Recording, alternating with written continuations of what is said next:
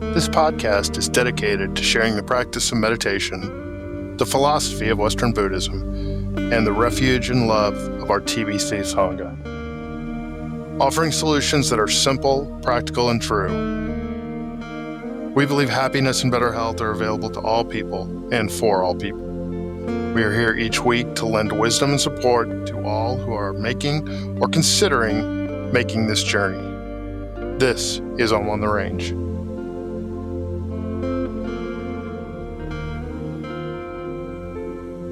This is episode number 7 of Om on the Range. I'm your host. My name is Whit, and I'm happy to be here. I'm happy that you're here, and I'm super happy that Jordan is here today to serve as co-host. She returns this episode and has promised to keep me and the program out of trouble. Jordan, welcome. How are you? I'm doing great, Whit. Thanks for asking. And I can't make any promises like that. Yeah, don't get trapped. Don't get tricked into something that you're not ready to commit to.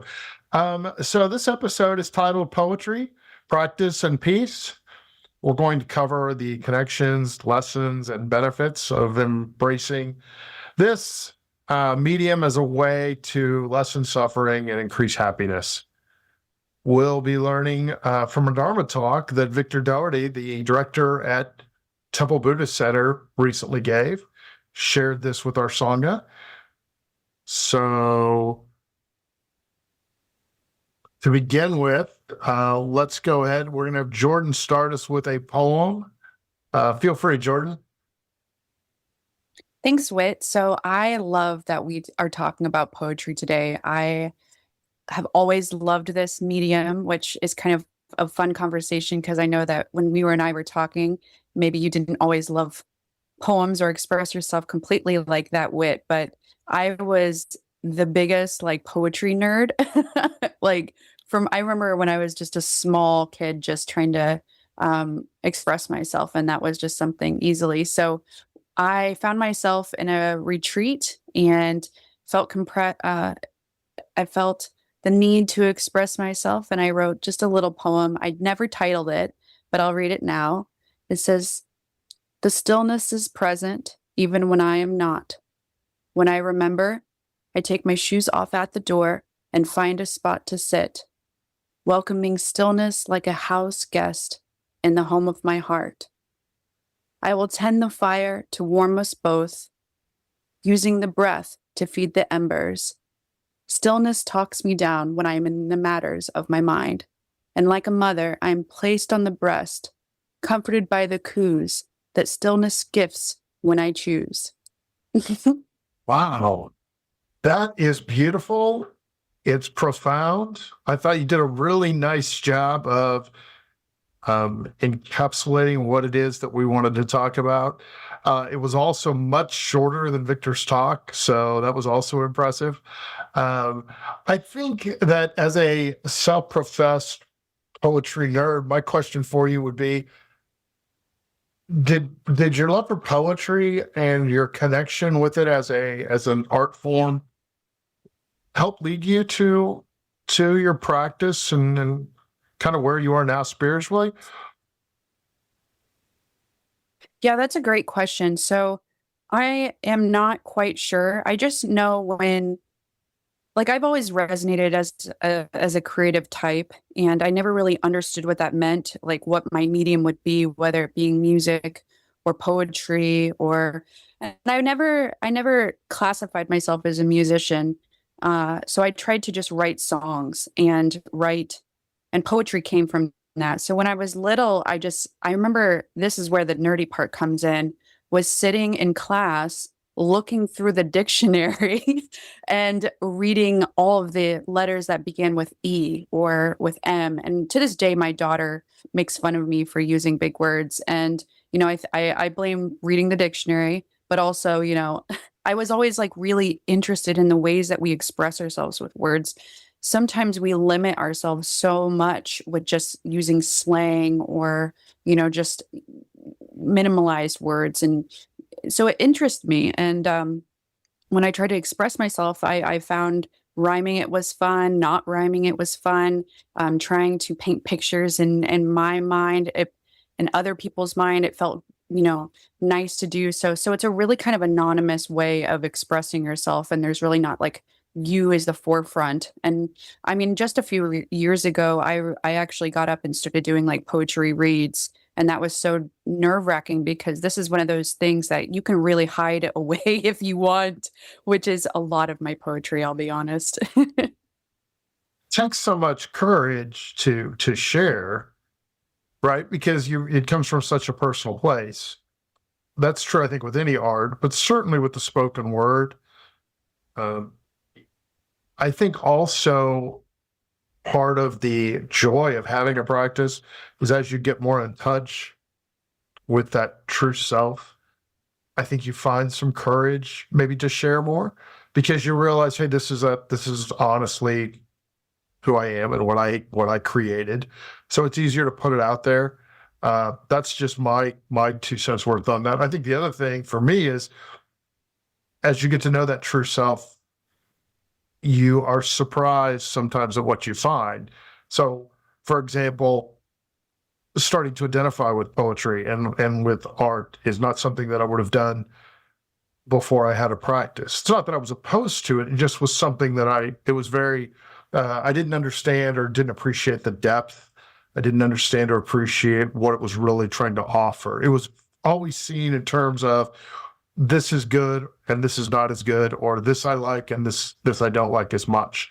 And so I think with art, it gives you a real opportunity to experience things and try not to judge them, especially if you want to get the full effect of whatever that art might be. Right. And I think it's so important to know what inspires you.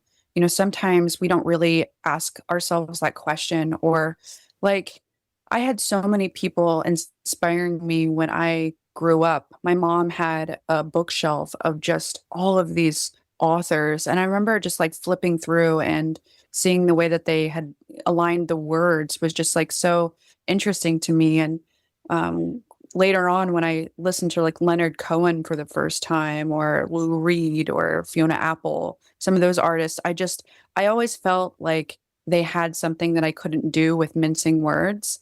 And it's funny because, like you said, poetry distills the experience into, its essence. And, you don't have to, you don't have to doubt yourself to still get that experience out of poetry. I don't need to be these people that I named or like them to still create something great. So it really does show a reflection of yourself when you start to just like write and see what's bubbling up to the surface when you're being creative like that. So when you create something also, and then you have that courage to share it, I think you've already succeeded with the process. I think you've already gained ground in terms of growth. And it's not just because, oh, I was brave, I was creative, I got in touch, I spoke the truth, and then I shared it. All that is great and it's worth the effort and the journey to get there. But also, once that's been shared, your poetry is as great as any of those people that you mentioned. Somebody's art is as great as a famous artist because you've done all the steps you can, whether it becomes famous or expensive or anything like that. That's all out of your control. And that's probably not why you created it. I may be wrong here, but it seems to me that if a true artistic endeavor is not ever done to gain notoriety, profits, power, anything, it's just done for the sake of it being done. Now, that might be naive, but that to me seems like that is the whole process. And so once you've completed that, you gain everything you can from it. And anything after that is probably more driven for and by your ego, as opposed to that creative artistic connection that you started with. And I use the generic you, not you personally, Jordan. No, thank you. I was taking lessons. I was writing that down. No, thank you. Wait, you're profound too. But I agree with you.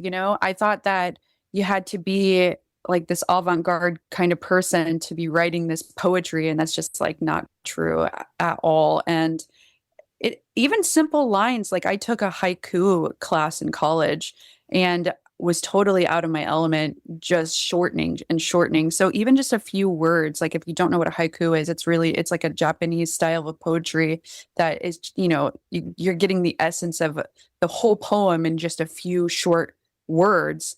And so, yeah, it teaches you how to be concise. I think poetry helps you concise your creativity and shorten it. And I love that it was today's talk, and I was pleasantly surprised Victor picked it on Sunday. I know that he has a background as a school teacher in theater and a flair for the drama, just like I do. But poetry is important, and it was a good segue into some deeper meaning. So let's touch on Victor's talk a little bit, and can we use that as a frame for what we're doing? I almost said a crutch. That's also probably fair. But so the name of his talk was Poetry as Spiritual Practice. It can be found on YouTube. If you go and look for Temple Buddhist Center, it will pop up. It's probably the newest edition, and you can watch the presentation. Victor's a tremendous speaker. I love the man. I love his kindness and his wisdom, but his enthusiasm is contagious, and it's also really something to see. It was on full display when he spoke about poetry. But he began by talking a little bit about poetry as a spiritual medium. So let's just start right there. That's not something that I ever really considered before. It sounds to me like you probably had in your past, but is that true? Yeah. So, both poetry allows us to sit with the mystery and the silence between the words. And it sounds almost paradoxical because you're reading something out loud, but there is stillness, and especially in the type of poetry you decide to write, it can be emotion based, and there's other mediums for awareness. We just picked poetry as an example. But reading poetry can be like a meditative bell, inviting stillness and reflection, or writing poetry can give a form to awareness, allowing what is subtle to be wordless and take shape, or listening, hearing poems also, deepens the receptivity and encourages presence. So those are just a few ways that you can incorporate poetry. You don't necessarily even need to be the author of the poems too. And that's an excellent point. I think utilizing poetry also and trying to get centered on it, trying to just recognizing what it brings up for you without judging it, and really without trying to, this is where I always have tripped up with poetry, or a lot of it is, I want to understand the story. And I think that's just a fundamental flaw that a lot of people have with poetry, but also with spiritual practice. We want to have the feelings, we want to know those, but we don't need the story behind it. And then we don't need to judge whether it's good or bad. And we don't need to, go down those rabbit holes. So for me, it really reset my relationship with poetry, and that, I just kind of vowed I wasn't going to try to understand the story so much and just follow the words and try to maybe pick up on the flow of what, it's probably too grand to say what the author was feeling, but just to notice what I feel with the words that are before me. So I think that was a big takeaway for me. That was one of those aha moments from the talk. I think also, as you mentioned, using poetry or any medium as a way to further employ awareness, but also deploy awareness in that, making sure that you're aware of what comes up, but again, not getting caught up in the stories or trying to create or tie into what it might mean, was my big takeaway from his subject, and also from your comments. Yeah, awareness asks us to pause and to experience the rawness beneath it. And so that's exactly, I think, we're talking about poetry quite literally, but then also kind of figuratively too, as we're talking about the themes of Victor's talk. And, That's the Buddhist way. Right. Absolutely. Yes, absolutely. So, we're diving deep here and we might, talk about the underlining experiences of even sitting with yourself. For instance, with reading. But yeah, the mind loves the story, like you said, and then the stories can keep us in the loops, and the loops are judgment and blame and comparison. And sometimes that's why, people don't even start to begin to be creative or experience joy in certain ways because of those judgments and or fun. I have to remind myself recently, it keeps coming up. This is just a personal note to start to have more fun. I am so serious all the time. And even when I'm writing, it comes out and I'm like, who is this person that's so serious? So, I have to and I think noticing those feelings instead of the stories. So you're dropping into the body, you're noticing what sensations are present, where it's at in my body. You know, Victor was hinting on that too. He was talking about really just dropping in and the feelings, they're real and they're immediate and they're alive, but the stories are also layered with these interpretations. Yeah, it also gives you a real good opportunity to have the feelings, but also to remember that while they're true, you're not your feelings. In other words, I know it's difficult. Like you said, sometimes we're literal about poetry here, and then sometimes we're talking about it in a kind of from a different viewpoint. But I think that just being able to use something, I mean, how great it is, we're talking about basically just a way of presenting words in a certain pattern with certain meanings. But I mean, it's tremendous just how powerful it can be, especially when you apply it or consider it as a spiritual practice or as part of your practice. That ability to, to skip what a poem means and, like you said, just kind of settle into it. It's such a good teaching to remember that that's the way you want to experience life, is to notice the feelings, but not the stories and the judgments. So, and it gives you an opportunity to open up your soul, open up your heart. Not be so guarded, not be so serious, as you said. So, I think that was a real big takeaway also from Victor's presentation was, just to remember that, practice and spirituality is supposed to be enjoyable. It's not supposed to be scary or hard.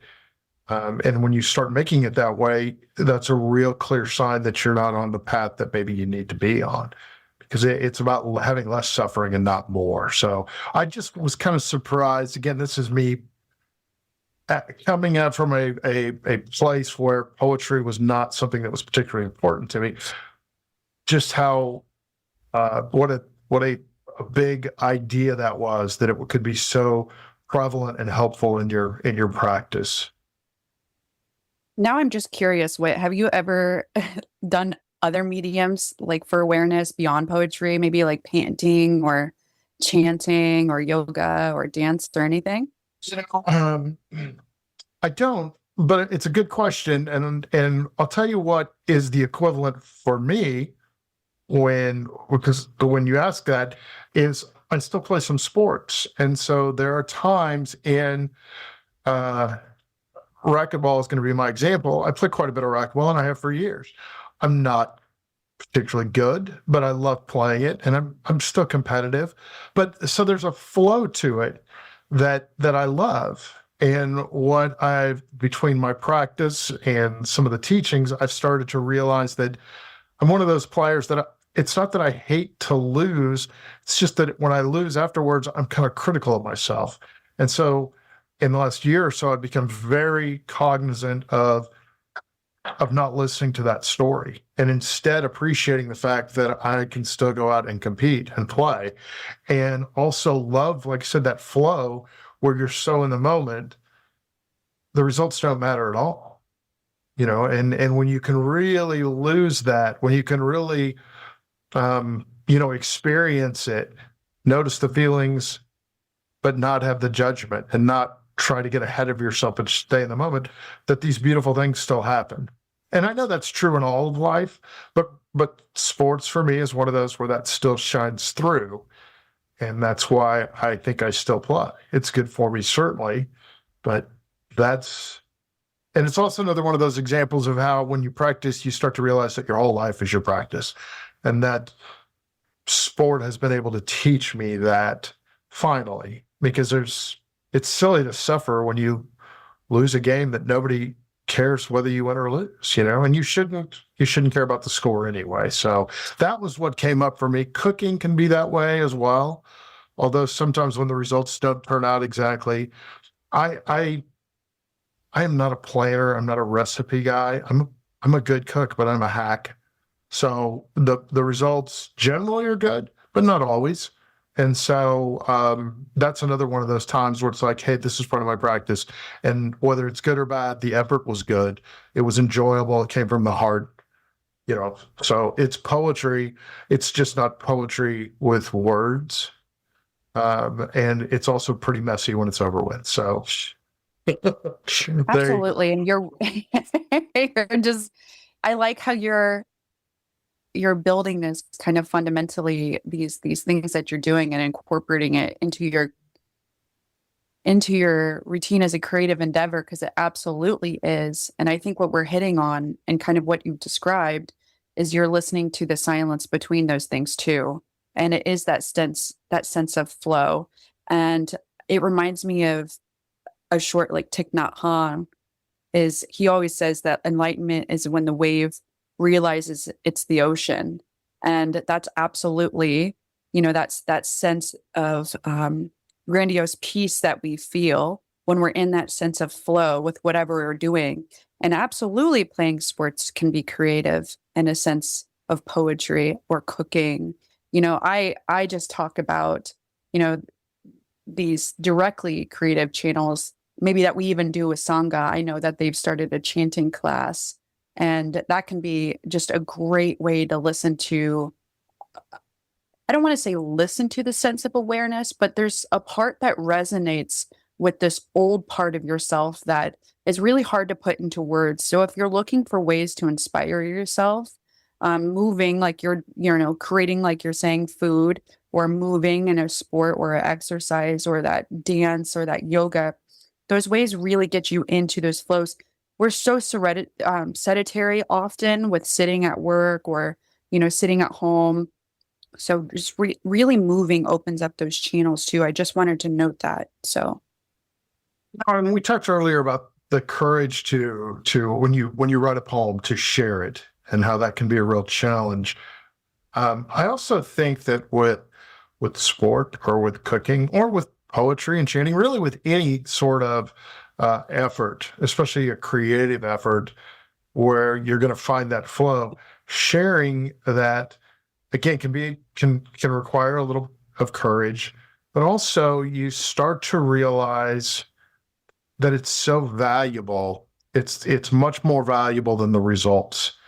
It's getting in that spot where, I think Victor talked about it. He called it getting in the poem's field, of getting in the present of it, finding its rhythm, its imagery, the energy, those sort of things.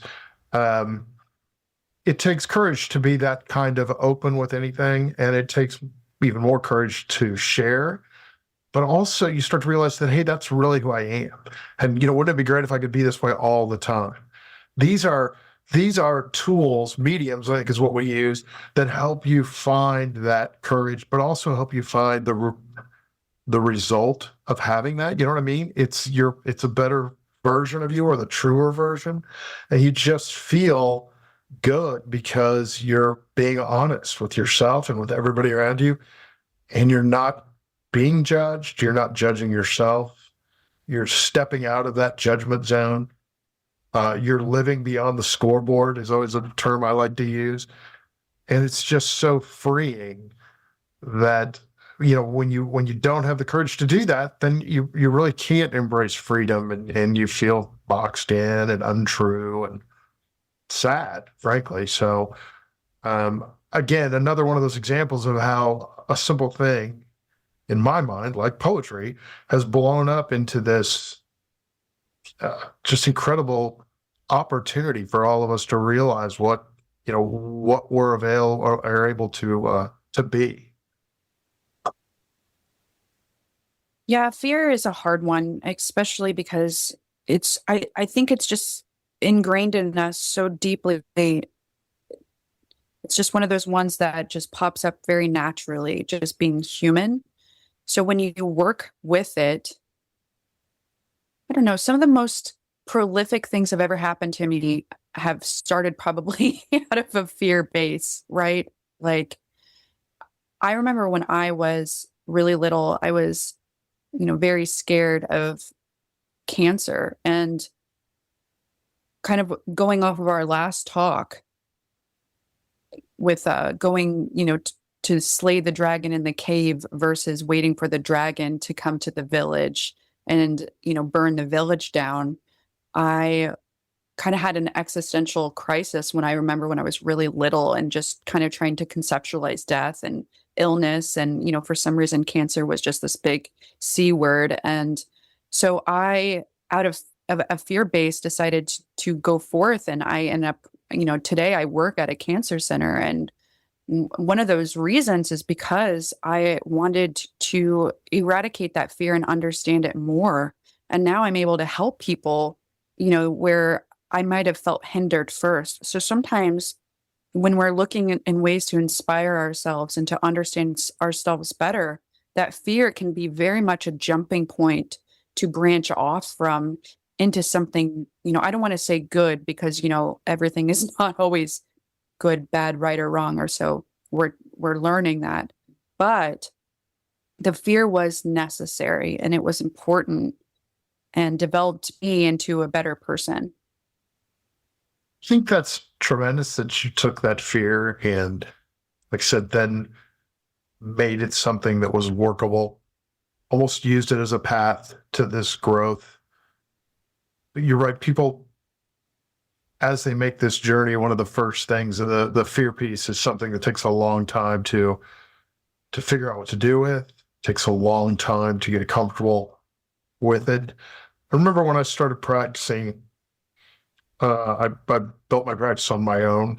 It's a really weird brag. I don't know how else you would do it, but I didn't really lean on a book. I didn't have a sangha. I didn't have a teacher, and that was all fine. It worked great for me. But early on, I noticed that things that I was afraid of would pop up. Because if you're sitting there and you're trying to just notice your thoughts, sooner or later, everything pops up. And so my way of managing that was just to decide to say, you know what, everything is welcome. Everything is welcome no matter what comes up. Now, that worked for me, and I still lean on that. And it's helped me kind of transform things that, at least in my mind, I was fearful of, to just being things. I will also tell you that for some people, that approach won't necessarily work as well because maybe they have some trauma that's a little too heavy. And if you stick with your practice, you will develop enough space to deal with whatever. I believe that. But I think it's important to anybody who might be thinking about starting a practice, if things are coming up that are a little too heavy, it's okay to just open your eyes. It's okay to just stop. This is not a punishment. We are not trying to grind it out. We are trying to be kind to ourselves. So I didn't want to, that's both sides of the street on that advice. So be brave, but also be a coward. So that was how I got through some of that. But I love what you were saying about using fear, and making it a friend, making it a tool, making it something that you can work with because it's in there, and you caused it. It wasn't the event. That's not your fault or anything like that. But like I said, you can either carry it around or hide from it. But once you transform it and make it a partner in this journey, it really becomes something that can be helpful in your practice. So again, that's amazing that we got there when we started talking about poetry. I'm so impressed with the power of poetry. I really am, because it's not I don't mind telling you that when that talk started, I was like, this is going to be a long 12 minutes for me. I don't think I'm going to make it. So that was good. That was brave of me as well to make it through. Tell me a little bit about, we've hit on this a little bit, but with, we've talked about poetry and cooking. Are there other mediums that we haven't hit upon that you find helpful in terms of inducing flow? Or would you have any advice for people that maybe are looking for ways to bring more flow into their lives? I was waiting for you to ask me that. What? No, I am always searching for new ways to flow. I like to say that too. That sounds like a fun thing. Flow, it feels good when we're in the flow. So what inspires me is nature, of course. I always go back to nature. I'm always seeking for a grove of trees, a soft plate of grass,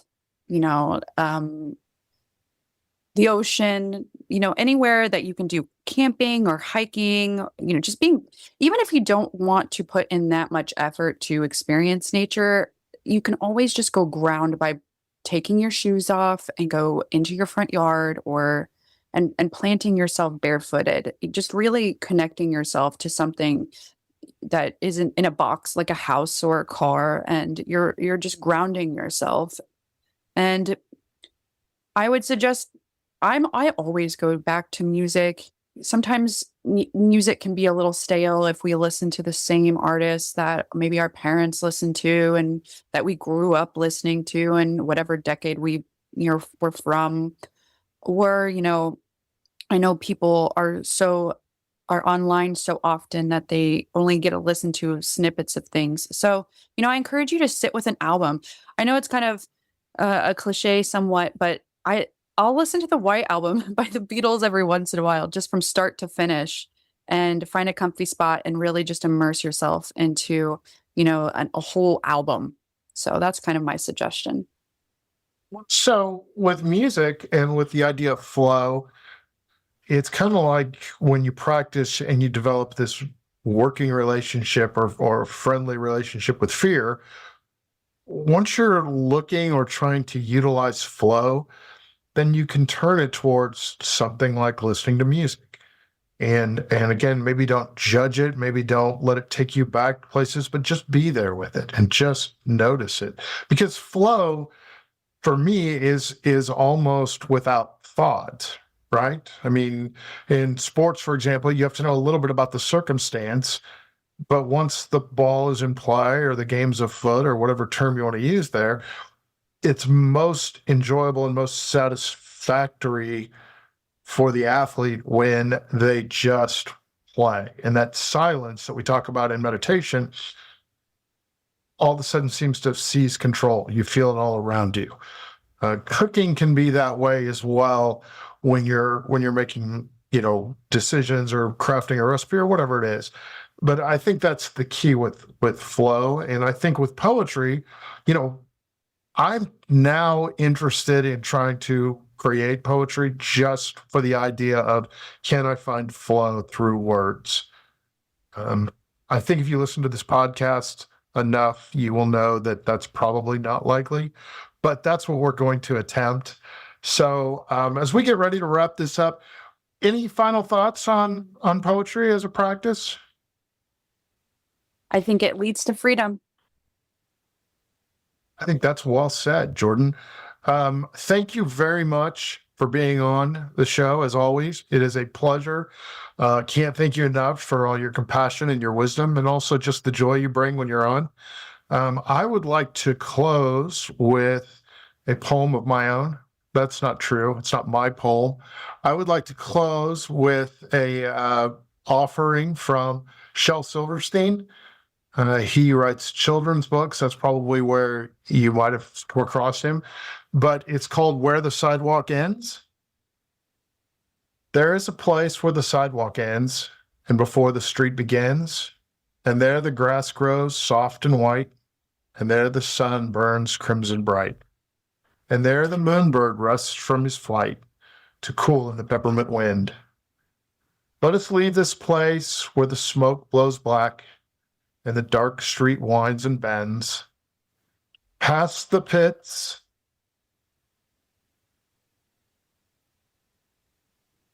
where the asphalt flow lingers. We shall walk with a walk that is measured and slow, and watch where the chalk white arrows go to the place where the sidewalk ends. Yes, we'll walk with a walk that is measured and slow, and we'll go where the chalk white arrows go. For the children, they mark, and the children, they know the place where the sidewalk ends. I want to thank you all for listening to On the Range. This is our 7th episode. You can email us at omontherange@gmail.com. You can also leave comments and questions on our Discord channel, or you can go to Spotify and leave a comment there. Thanks again for joining us. This is On the Range, wishing you happy trails.